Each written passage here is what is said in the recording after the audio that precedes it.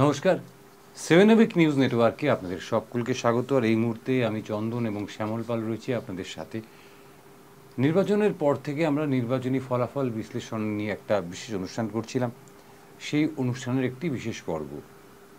আজকে কোনো নির্দিষ্ট আসন নয়, আমরা দেখতে পেলাম যে এই লোকসভা নির্বাচনটা একটা অভূতপূর্ব লোকসভা নির্বাচন হলো, যেখানে তৃণমূল কংগ্রেস সর্বভারতীয় ক্ষেত্রে যে সমস্ত বড় বড় আপনার কর্পোরেট মিডিয়া রয়েছে, যারা তৃণমূল কংগ্রেসকে বলেছিল যে এবার সাংঘাতিক খারাপ ফলাফল করবে, পক্ষান্তরে বিজেপি একটা ধমাকাদার পারফরমেন্স করবে পশ্চিমবঙ্গে, সেই তাদের সমস্ত আপনার ভোট পরবর্তী যে সমীক্ষা, সেই সমীক্ষা সমস্ত ভুল প্রমাণিত করে দিয়ে এখানে তৃণমূল কংগ্রেস একাই জিতে নিল 29টি আসন, বিজেপির আসন কমে গেল 6টা, এবং তারা পেল 8টা 12টি আসন, এবং বাম কংগ্রেস জোট করে সেখানেও তাদের একটি আসন কমে গেল, তারা চলে গেল একটি আসনে, অর্থাৎ 29-12-1। এটাই সর্বশেষ ফলাফল পশ্চিমবঙ্গের নির্বাচনের। কিন্তু এই যে তৃণমূল কংগ্রেসের যে একদম সাংঘাতিক ভালো রেজাল্ট, সেই সাংঘাতিক ভালো রেজাল্ট কতটা ভালো? আবার লাস্ট বয় অর্থাৎ বাম কংগ্রেস জোট, যেটাকে আপনারা সিপিআইএম খানিকটা আপনারা বলে অভ্যস্ত, সেই লাস্ট বয়ের পরিস্থিতি কি?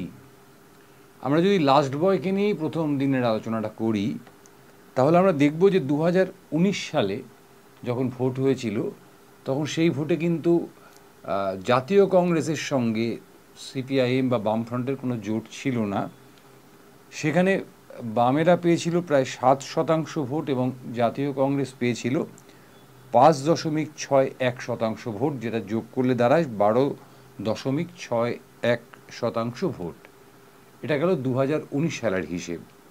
আর 2024 সালে বাম কংগ্রেস জোট করলো, জোট করে তারা পেল 11.03%, অর্থাৎ তাদের ভোট কমলো 1%-এর খানিক কম ভোট তারা পেল। এখানে কিন্তু আমাদের মাথায় রাখতে হবে, ইতিমধ্যেই রাজ্যে যে নতুন ভোটার তালিকা, সেখানে প্রচুর ভোটার বেড়েছে, সেই বাড়তি ভোটটাকে সঙ্গে নিয়েই আমাদেরকে এগোতে হচ্ছে। পক্ষান্তরে যদি আমি ফার্স্ট বয়কে ধরি, ফার্স্ট বয় অর্থাৎ তৃণমূল কংগ্রেস 43.27% ভোট পেয়ে 2019 সালে 22টি আসন পেয়েছিল। সেখানে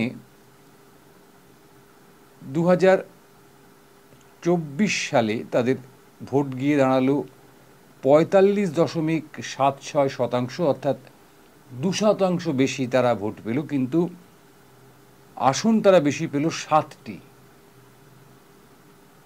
অর্থাৎ ছিল 22 হয়ে গেল 29। ভারতীয় জনতা পার্টি মানে সেকেন্ড বয়কে যদি ধরি, তাহলে দেখা যাচ্ছে 2019 সালেই সেকেন্ড বয় পেয়েছিল 40.25% ভোট এবং 16টি আসন। কিন্তু দেখা যাচ্ছে যে আপনার এবছরের যে ভোট, সেই ভোটে দেখা গেল যে তারা পেল 38.73% ভোট, তাদের কমে গেল প্রায় 2% বেশি ভোট, এবং তাদের আসন সংখ্যাও কিন্তু কমে গেল অনেকটাই। তাহলে দেখতে পাচ্ছি যে সিপিআইএম এবং বামের জাতীয় কংগ্রেস বা বামেদের সঙ্গে জাতীয় কংগ্রেসের যে জোট, সেই জোট কিন্তু তাদের ভোটটাকে মোটামুটি ধরে রাখলো। তৃণমূল কংগ্রেস এত আসন বেশি পেলেও তাদের ভোট মাত্র বাড়ল 2%, এবং বিজেপির একটা সাংঘাতিক অভিঘাত হওয়ায় তাদের প্রচুর আসন কমে যাওয়ার পরেও তাদের ভোট কিন্তু কমলো মাত্র 2%। সুতরাং কত মানুষ ভোট দিয়েছেন এই প্রার্থীদের, সেটাই হচ্ছে সবচেয়ে বড় কথা এই মুহূর্তে দাঁড়িয়ে, কারণ সামনেই বিধানসভা নির্বাচন আসতে চলেছে। অর্থাৎ এই যে আমাদের 2024 সাল আমরা 6 মাস কাটিয়ে ফেললাম, এই 6 মাস পরেই 2025 চলে আসবে এবং 2025-এর শেষেই কিন্তু বেজে যাবে বিধানসভা ভোটের দামামা এবং 26-এ গিয়ে আমরা বিধানসভা ভোটের মুখোমুখি হব। আমরা কি পরিসংখ্যান পাচ্ছি যে 2024-এর লোকসভা নির্বাচনে সিপিআইএম প্রার্থী দিয়েছিল, অর্থাৎ সেখানে শুধু সিপিআইএমকে নিয়ে আমরা আলোচনা করছি, লাস্ট বয়কে নিয়ে আলোচনা করছি। 23টি আসনে, অর্থাৎ বামফ্রন্ট 42টি আসনে প্রার্থী দিয়েছিল, তার মধ্যে 23টি আসনে সিপিআইএম প্রার্থী দিয়েছিল এবং বাকি আসনগুলো বামফ্রন্টের অন্যান্য শরিক এবং জাতীয় কংগ্রেস প্রার্থী দিয়েছিল।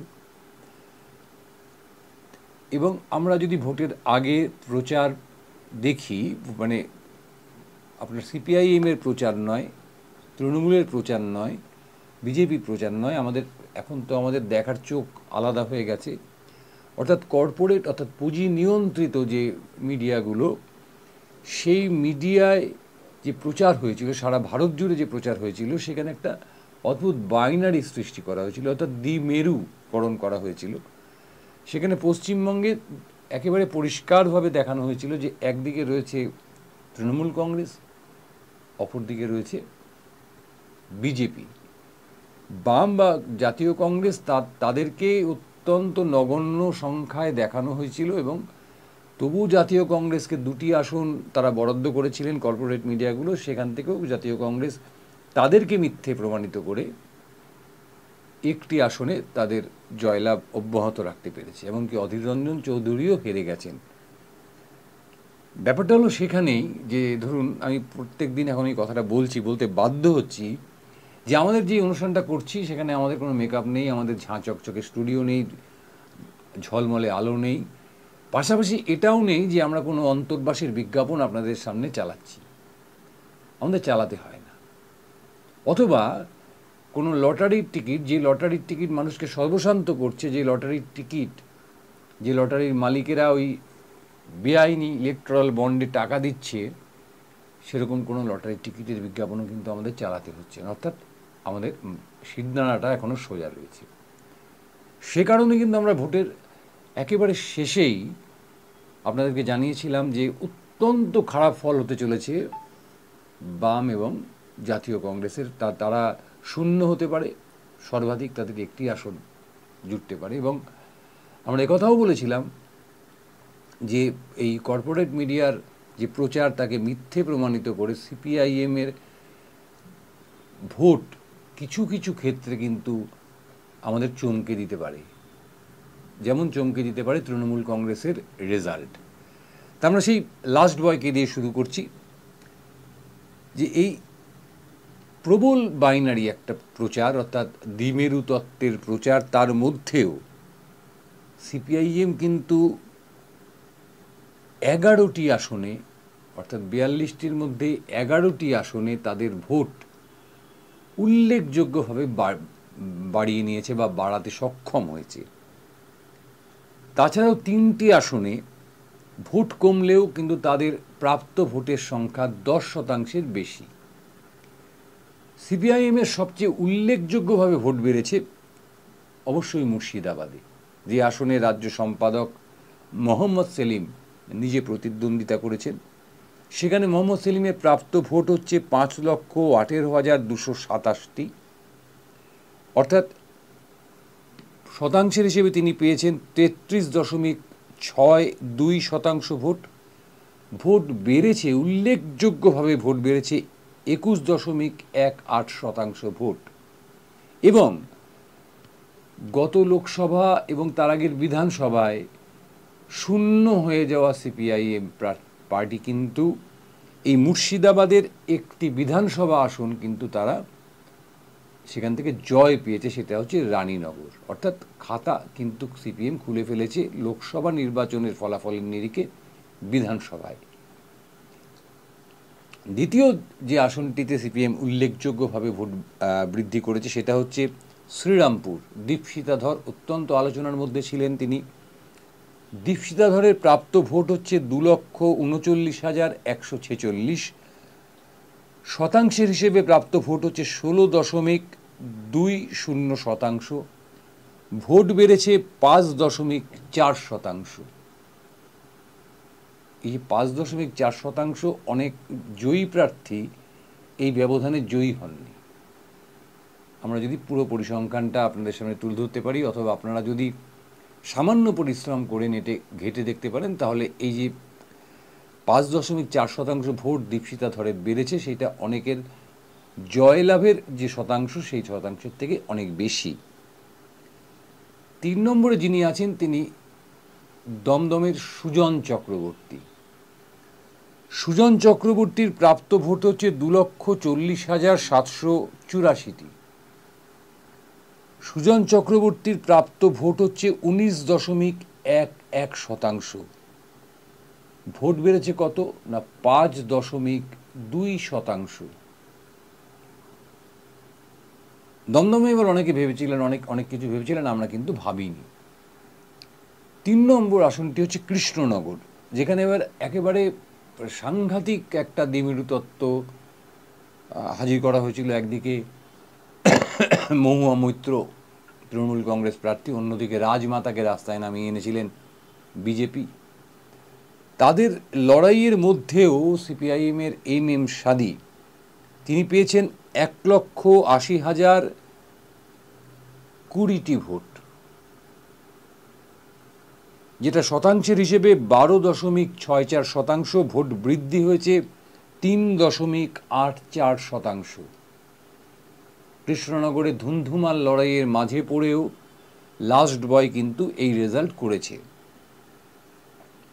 হাওড়া, সব্যসাচী চ্যাটার্জি তরুণ আইনজীবী প্রার্থী হয়েছিলেন,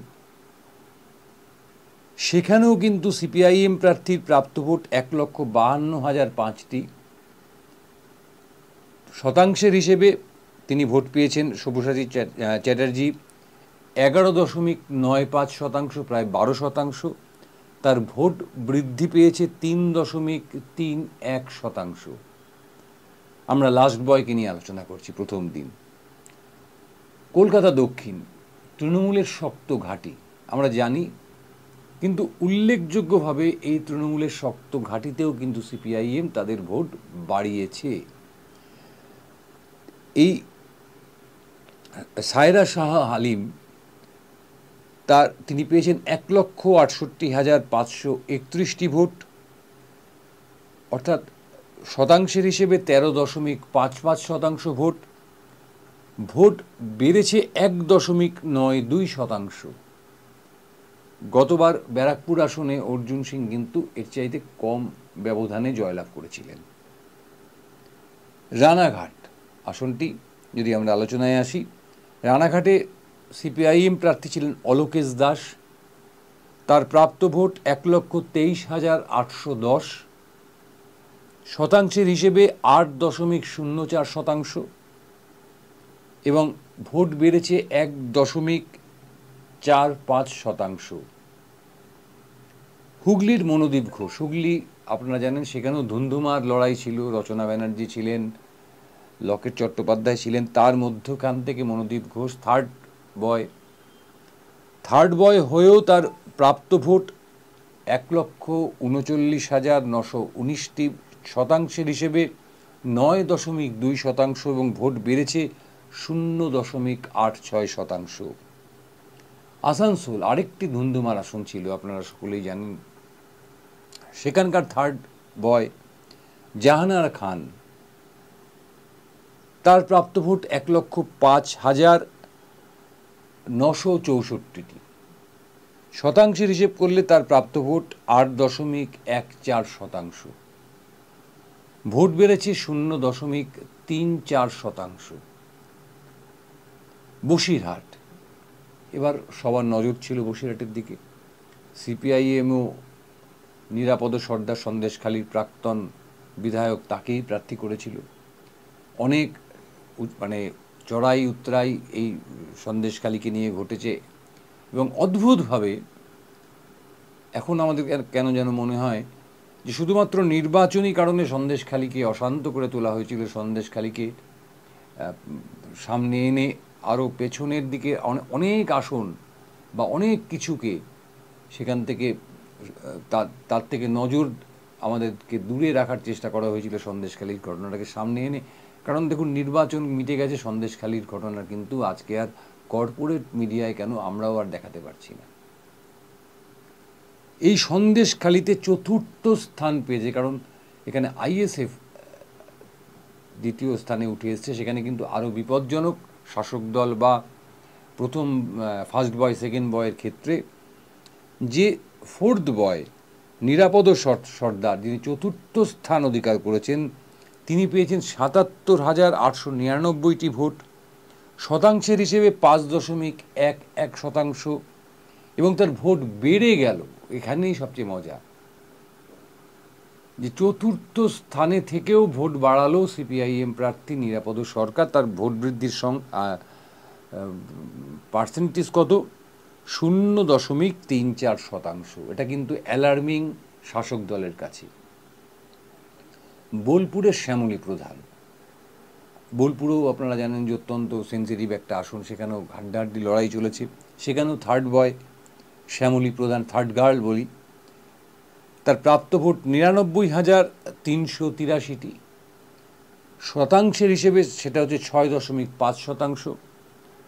মোটেও খুব উল্লেখযোগ্য নয়, কিন্তু তার ভোট বাড়ল 0.21%।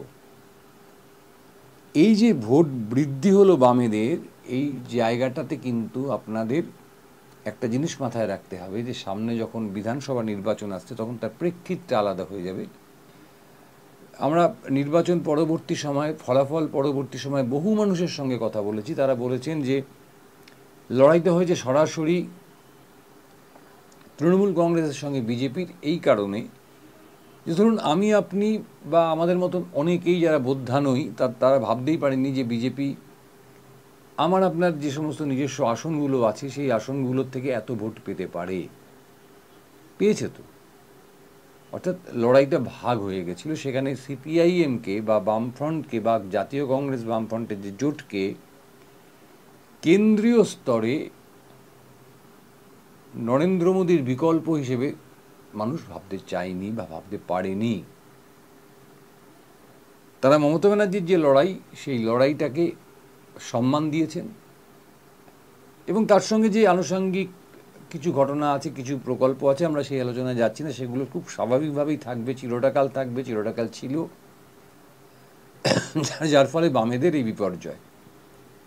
কিন্তু এই বিপর্যয়ের মধ্যেও বামেরা যখন ভোট বৃদ্ধি করে, বাম কংগ্রেস জোট যখন তাদের ভোট বৃদ্ধি করে বা ভোট স্ট্যাটিক রাখতে পারে, তখন কিন্তু মনে রাখা দরকার বিধানসভা নির্বাচনের সময় কিন্তু ভোটের প্রেক্ষিত বদলে যাবে।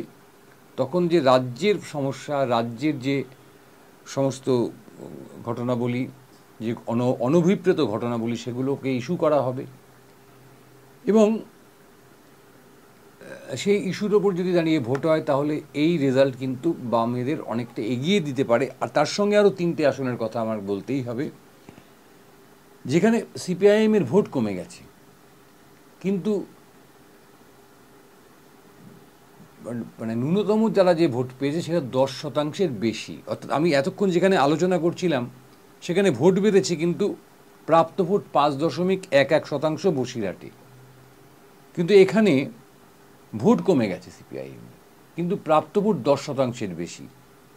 সেটা কোথায় না, 1 নম্বরে আসছে যাদবপুর সৃজন ভট্টাচার্য।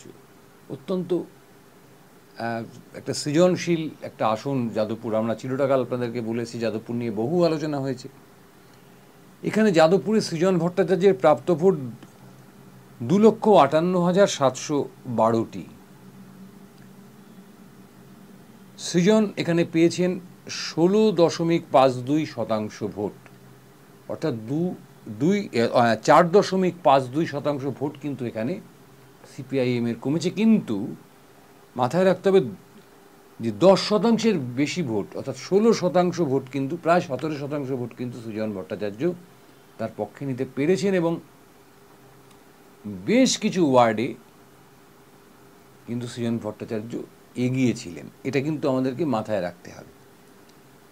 যেমন বর্ধমান পূর্ব, সেখানে নীরব খাঁ প্রার্থী ছিলেন, থার্ড বয়, তার প্রাপ্ত ভোট 1,76,899। কিন্তু তিনি শতাংশের হিসেবে যে ভোট পেয়েছেন সেটা কিন্তু 10% বেশি, অর্থাৎ 11.81%। বর্ধমান দুর্গাপুরে সুকৃতি ঘোষাল, তিনি ভোট পেয়েছেন 1,53,829টি ভোট, যাও কিন্তু শতাংশের হিসেবে 10% বেশি, অর্থাৎ 10.24%। এই হলো সিপিআইএম এর যে 11টি আসন, তার সঙ্গে আরও 3টি অর্থাৎ 14টি আসন, যেখানে সিপিআইএম একটা সম্মানজনক ফলাফল করেছে। তৃতীয় স্থানে থেকে কোথাও কোথাও দুটো জায়গায় দ্বিতীয় স্থান, অর্থাৎ মুর্শিদাবাদ এবং দমদমে, মাফ করবেন, শুধু মুর্শিদাবাদে দ্বিতীয় স্থানে থেকে বাদবাকি সব জায়গায় তৃতীয় স্থানে থেকেও সিপিএম কিন্তু তাদের ভোট বাড়িয়ে নিয়েছে। বেশিরভাগ জায়গায় দ্বিতীয় স্থানে থেকেও বিজেপির কিন্তু ভোট কমে গেছে 2%। আর এতগুলো আসন অর্থাৎ 22 থেকে 29, অর্থাৎ 7টি আসন বেশি পেলেও তৃণমূল কংগ্রেসের ভোট বেড়েছে মাত্র 2%। সেই ক্ষেত্রে দাঁড়িয়ে রাজনীতি বিশ্লেষকেরা মনে করছেন যে আগামী বিধানসভা নির্বাচনে সিপিআইএম যদি তাদের তরুণ ব্রিগেডকে, যে তাদের যে ঔজ্জ্বল্য, তাদের যে ভার ইত্যাদি, সেটাকে আরও বাড়াতে পারে, অর্থাৎ তাদের যে মানুষের পাশে থাকার স্পৃহা, তাদের যে মানুষের সঙ্গে থাকার লড়াই, সেই লড়াইটাকে আরও বাড়াতে পারে মানে আমি একেবারে শূন্য থেকে শুরু করেছি, সেইখান থেকে আমরা মানে সিপিআইএমের কথা বলছি, সেখানে তারা একটি আসনও জয়লাভ করতে পারেনি, কিন্তু তাদের দেখতে হবে যে তারা স্ট্যাটিক জায়গায় দাঁড়িয়ে আছে, যেখানে ভোট কমে যাচ্ছে সেকেন্ড বয়ের। তারা সেকেন্ড হচ্ছেন ঠিকই, কিন্তু তাদের আসন সংখ্যা যেমন কমছে, শূন্য ছিল শূন্যই আছে, স্ট্যাটিক, কিন্তু সেকেন্ড বয়ের আসন সংখ্যা কমছে। ফার্স্ট বয়ের আসন সংখ্যা বাড়লেও ভোট বাড়ছে না উল্লেখযোগ্যভাবে আসন বেড়েছে। সেই জায়গায় দাঁড়িয়ে সেফোলজি বলছে, অর্থাৎ ভোটের যে বিজ্ঞান, সেই বিজ্ঞান বলছে যে নির্দিষ্ট করে কর্মসূচি ঘোষণা করে এই সামনের যে 2 বছর মতন সময় রয়েছে, প্রায় 2 বছর বললে ভুল হবে, 1.5 বছরের বেশি সময় রয়েছে, সেই সময়কালে যদি সিপিআইএম বা যদি জোট থাকে,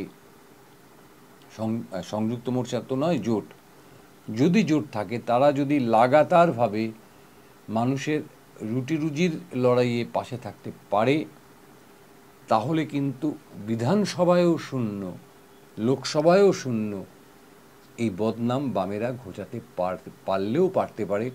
কারণ রানীনগরে মাত্র 723 ভোটে এগিয়েছিলেন আর কি মোহাম্মদ সেলিম। এটা খুব একটা বড় মার্জিন নয়, উল্লেখযোগ্য মার্জিন নয়।